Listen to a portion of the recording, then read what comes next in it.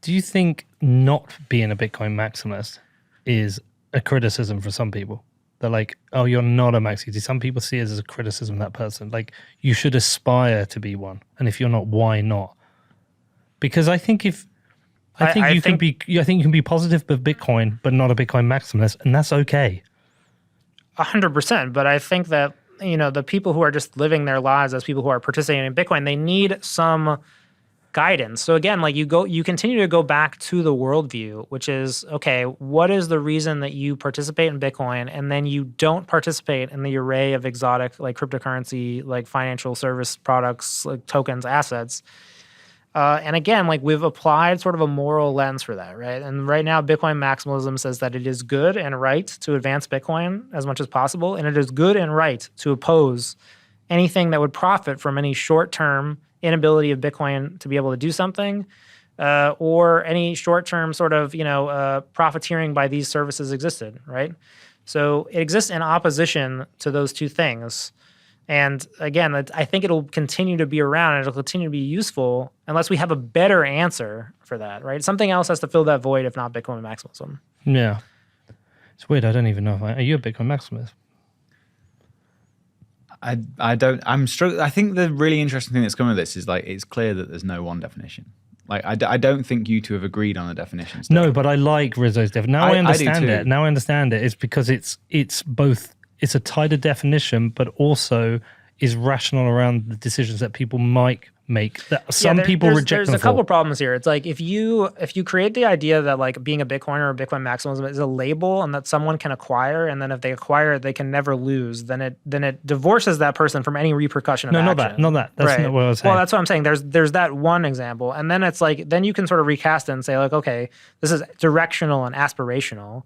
Your friend who's a Bitcoiner who's just holding Bitcoin and he's not doing anything else, and he's just like a plumber or like 9 to 5. Maybe he's a developer somewhere else.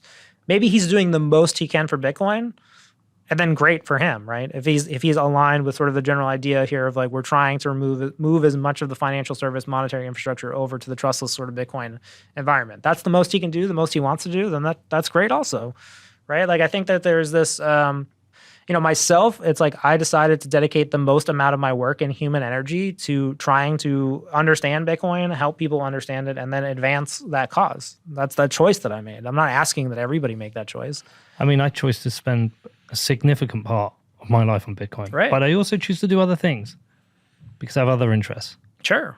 And that's fine. And right. I'm okay with that. And you want to talk to people who have controversial opinions and have different opinions and that challenge your audience to think differently. And I agree that is something that you think you do very well. Well, I think also that's the other thing is like sometimes the role, like it's hard to define what a podcaster is because it's part journalism, but it's part media, it's part entertainment. So it's like a bunch of things at once. Mm-hmm. When I'm interviewing Julian Assange's sister and brother, it's more on the journalistic side because I'm trying to help people see the story and understand the story. But when I'm doing, say, in American Hodl, it's more on the entertainment side. Let's fuck around and have some jokes. This is kind of like, this is more on the journalistic side. But if it's on the journalistic side, am I a Bitcoin cheerleader or am I a journalist? Because sometimes they can be in conflict.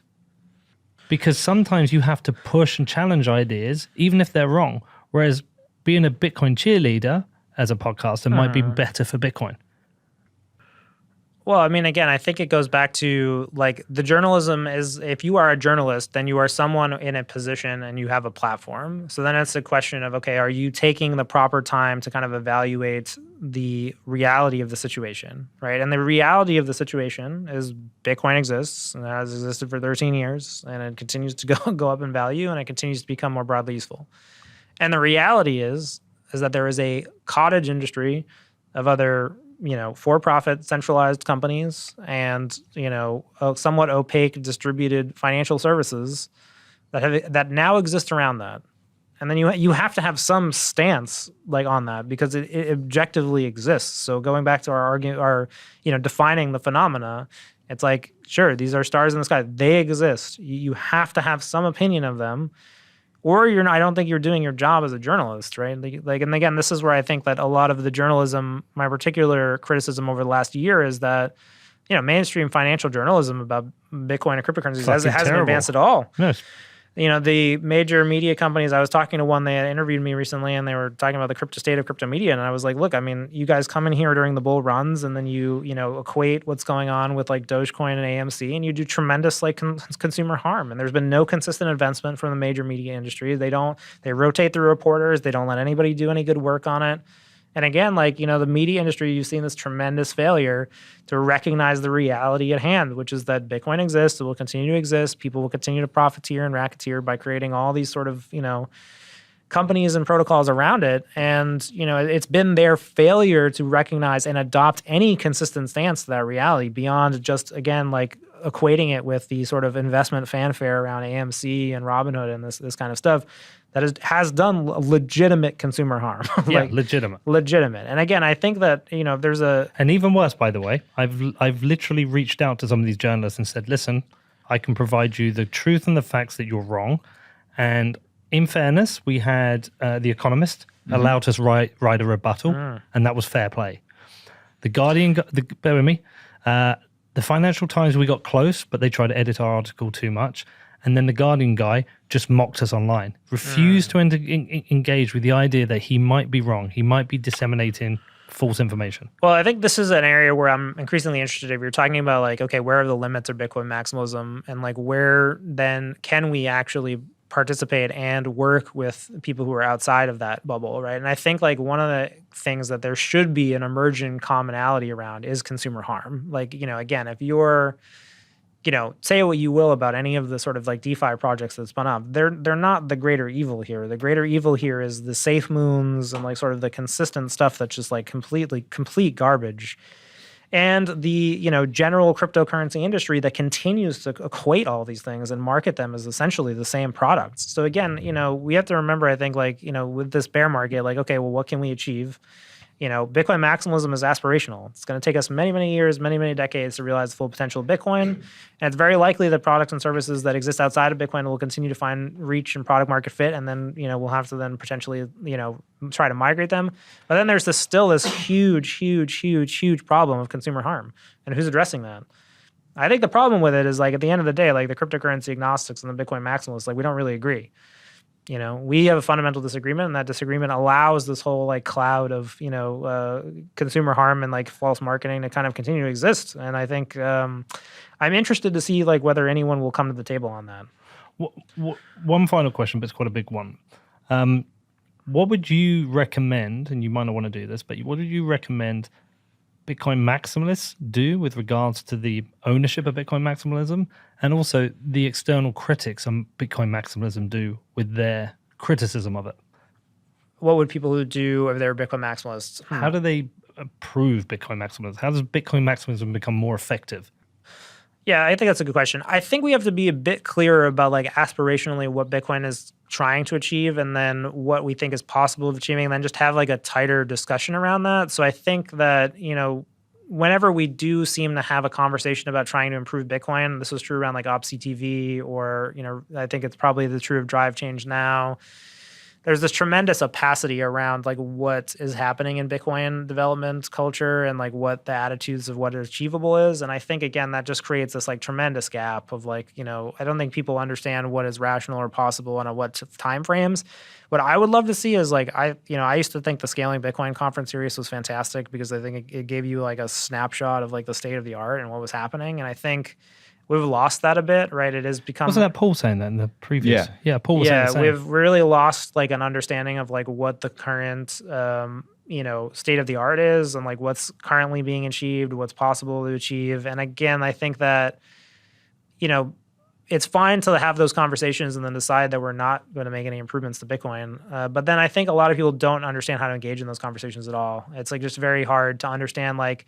And I think one of the reasons that Bitcoin maximalism has become such an antagonistic culture is that it's hard to participate in it in any other way, right? So if you want to become a Bitcoiner, what are you given to do, right? And a lot of it is like social media based, unfortunately, right? But we haven't really provided a good path for those people to be productive. And again, it takes like... I struggled for many years just like being very confused about what was going on in Bitcoin, like having absolutely no... real conception of what was what. And I think other than just like going through the human time of like, actually doing your own research and then like, trying to figure it out and developing your own intellectual stance, doesn't work. And again, that's why I said, like, there's something to be said about the current version of Bitcoin maximalism. It's just like very simplistic, right? It works, and we need this stuff to be scalable, right? So I think it's, I would say, like, one, we need to create a more permissive environment for like advancing Bitcoin, right? And allow people to kind of come into that conversation and then move that forward. Two, I think we need to respect sort of the anti-intellectual Bitcoin maximalism. Because again, I think the whole entirety of the world will not participate in the functioning of the Bitcoin network. They will not participate in these conversations. They need some worldview to adopt that is easy for them to do. And it seems like the current Bitcoin maximalism worldview, again, we talked about little hodler, you can explain it to a 4-year-old, is highly scalable. Bitcoin is good, fiat is bad. Whatever is going on in cryptocurrency is either a scam, uninteresting, an exotic investment, whatever. Preserve that worldview. Maybe we can do both those things. I don't know. And then people who are against Bitcoin maximalism, again, I would say, like, I understand what we're trying to achieve, because again, if you're going to continue attacking Bitcoin maximalism, but you're offering no real solution to their underlying problems, like the problem that Bitcoin maximalism is trying to solve is it's trying to get people to provide their human action to furthering Bitcoin, and it's trying to discourage them from building things where their financial incentives would be greater to do that elsewhere. And as long as you continue to refuse to acknowledge that that is the aspiration, then you refuse to understand how that could potentially be accomplished in other ways. I don't know how it could be accomplished in other ways, but I think it's important to understand that those people think that they're accomplishing something. They think that they're doing good. And I think a lot of the negativity recently has really been around, again, like trying to reject the entirety of that view. Like, you have to understand that this person thinks they're doing good. They think they are participating. They think they're helping. And as long as they think they're helping and there's a good argument that they are right, they will continue to act that way. Are you a Bitcoin maximalist? I aspire to be someone who devotes the most of my time to Bitcoin and understanding it and furthering the education process around that. And I've tried to devote as much of my time to it as I can. That's been really useful. Because, I mean, look, this is still your definition, and other people have different definitions, but it's one that I like and I can get behind. It's well, also, again, I would say that people, like, I've written 3 articles about it, and I think you have to eventually come to terms with some.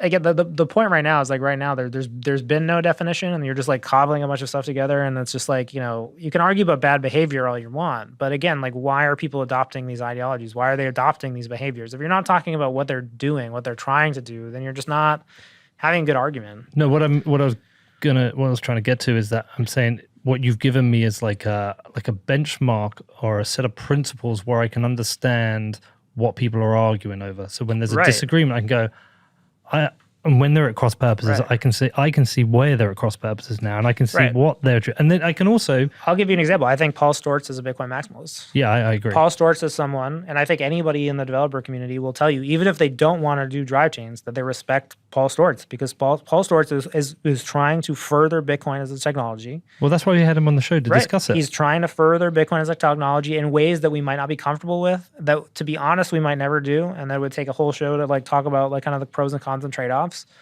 But he's someone who is aspirationally aligned to our goals, and even though he's approaching them differently in an iconoclastic way, that is aligned with Bitcoin. It helps me, though, with trying to have a benchmark of personal decisions. Like with this show, I always want to help further Bitcoin. But sometimes I want to do it by I do things maybe, or have guests on the people like, why are you doing that? Because I want to challenge ideas. But I'll give you a great example. Recently, we just had this, I've talked about it a couple of times, but this Jason Meyer, guy reached out to me, like 30 Twitter followers. He's writing a book, A Progressive's Case for Bitcoin. And it's essentially a book we're dealing with leftist FUD. He's a progressive. He's got no track record in Bitcoin. He's a teacher. But I like the idea. I think the book's needed. I think it's desperately needed. And I would say I'm also in the same camp of thinking that there's been a tremendous amount of work done to adopt or translate Bitcoin's aspirations to the right-leaning lifestyle, and that there needs to be more work to counterbalance that. Yeah. So what happens is I tweet about it, and some of the comments are very much like, leftist ideology doesn't align with Bitcoin, and just all this kind of criticism of it. But the thing I think about it is that if you are from the right, you should want this book to be created. Yeah. You should want this book created more than books that cover your own ideology, because what you have here is you have somebody who's from the left who wants to talk to people on the left who've basically been spoon-fed bullshit from left media or people like Senator Warren, and they're actually going to get a book of proper, decent, good education about Bitcoin and why the energy stuff is FUD, all this bullshit. So you should support that. If your intent of supporting Bitcoin is to advance the Republican Party, you're not a Bitcoiner. And you should get the fuck out. And if you're here to advance the Democratic Party, the same thing. It's like, get the fuck out. So where's the role within politics? Is it to have politicians cross the aisle? Is that advancing Bitcoin? Well, again, I think a little bit maybe I'll underscore that a little bit because it was maybe a harsh statement. So I would just say if the reason that you're adopting Bitcoin and you're promoting Bitcoin is to further the interests of a certain party or ideology over Bitcoin, yes, then your actions are not aligned with Bitcoin. Yes. You're actually trying to create a political environment in which the success of Bitcoin continues to benefit one party at the expense of the other. Yeah. And then entrenches Bitcoin's association with those ideologies, perhaps in a way that limits its potential. So maybe to underscore my my tweet there again, it's like if your intent, and again this goes to anything, right? And I think this is why the action thing makes sense. Like if your intent is to kind of hijack Bitcoin to achieve some other goal or to use it for some other means, you are not a Bitcoin maximalist. You're not doing something that's good for Bitcoin. I also don't mind the idea it's like it being an aspirational thing. Say, look, like you said, I'm doing, I'm working towards it. I just dedicate a lot of my time to it. You weren't willing to say, yes, you are. But it's an aspirational thing. It's like I'm working towards it. But I think that people are obsessed with this idea it's some sort of fashion choice that they can become a Bitcoiner. And it's like that Bitcoin maximalist. Yeah, I mean, but even that's a fashion choice for some people. I mean, again, I think we're talking about a broader phenomenon in which people, again, and this is why we go back to the woke left or the right, where it's people's social media identities are very shaped by these sort of political ideologies, and I would caution us grouping that into what is happening with Bitcoin, because going back to the example I used before, it's yes, there is a sociology around Bitcoin, but that sociology has to have some relationship to a technology. It does not purely exist, right? In the same way that being someone who's on the woke left, it's that political ideology. It's a political ideology. Yeah. It is relational to some form of governance or ability of governance, right? Everything's sort of relational. So Bitcoin is not. It's influenced by that, but it's not the same thing. Yeah. These are somewhat similar phenomena, but they're not really the same. It's the same with the Dogecoin and GME thing. Mm-hmm. Are cryptocurrency investors, do they have some behavioral similarities to GameStop and AMC? Sure, but at the end of the day, GameStop and AMC are stocks that somebody else owns on an exchange. There's nothing new happening here. Within Bitcoin, there is a technology that was developed that is an invention that previously did not exist. The sociology exists in relation to the technology, which is the new thing. And then therefore the question I think is how correct is it? That's what we're litigating. That's the fight over Bitcoin maximalism is about. Well, it's definitely given me a lot to think about. I found it's one of these ones I don't ever listen back to my shows, but I feel like I'm going to have to listen back to this because there's things I just want to get back in my mind, because I think it's clear in your mind what it is, but it's not clear in a lot of other people's mind. It wasn't clear in my mind. I think people have they've clouded the issue with an immense amount of very pointless debate. That's why I agree. I completely agree. And it's, I think I wrote the piece to sort of just say look, Bitcoin maximalism exists. It exists to serve these goals, and these goals unite this group.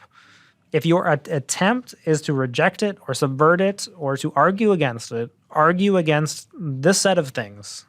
Because whatever people are talking about or tweeting about or whatever, people tweet a ton of stupid shit about a lot of stuff. This is the aspiration. This is the core aspiration.